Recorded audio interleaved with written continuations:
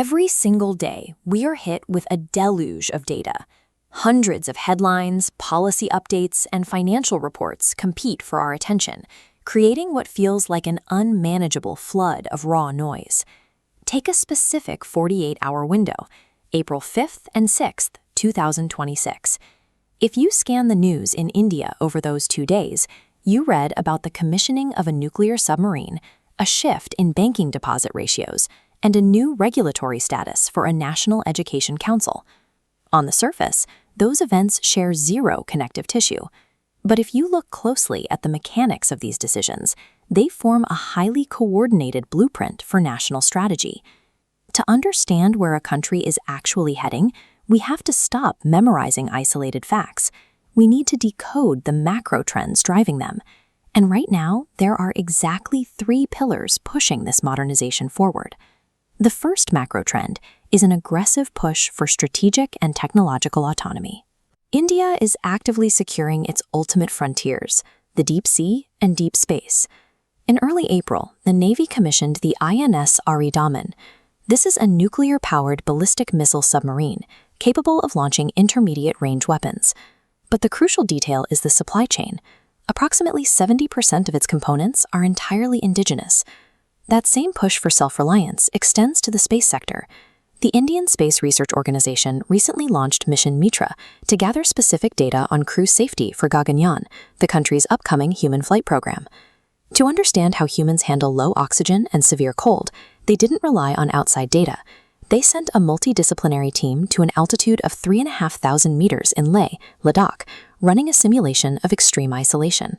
The isolation tests are necessary because the team needs to know exactly how operators will function under stress when they finally climb inside and operate this specific hardware, the Gaganyaan crew module.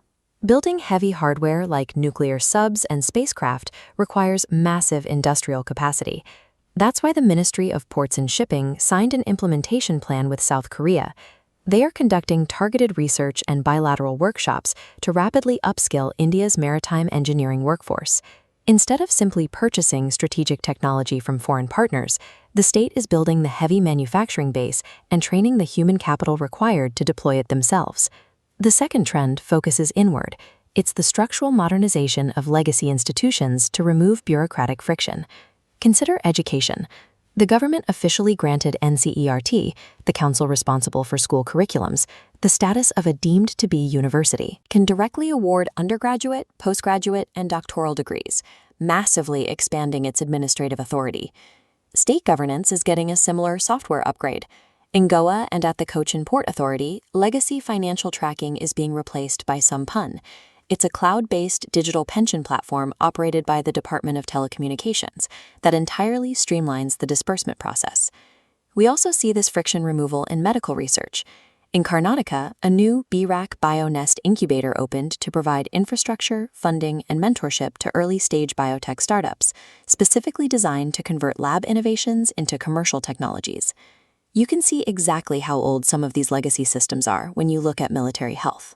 At almost the exact same time the biotech startup incubator launched, the Army Medical Corps observed its raising day, celebrating a foundation stretching back 262 years to 1764.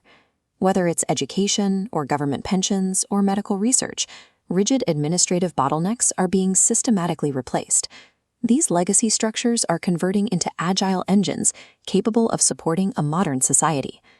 The final trend is a massive financial restructuring happening at both the macro state level and the micro citizen level. At the macro level, the Reserve Bank of India unveiled its borrowing plan for the first quarter of the 2026-2027 fiscal year. State governments and union territories are collectively scheduled to raise over 2.5 lakh crore rupees, more than 250 billion rupees, to fuel regional development. To manage this debt, the RBI is piloting a benchmark issuance strategy across these 9 pilot states. By allowing them to issue securities across predefined maturity buckets on a set schedule, it creates a highly predictable, liquid market for institutional investors. But at the citizen level, the math looks very different. This chart shows the share of current account and savings account deposits, the CASA ratio. In just 2 years, it dropped from 40.1% down to a 2-year low of 37.9% system.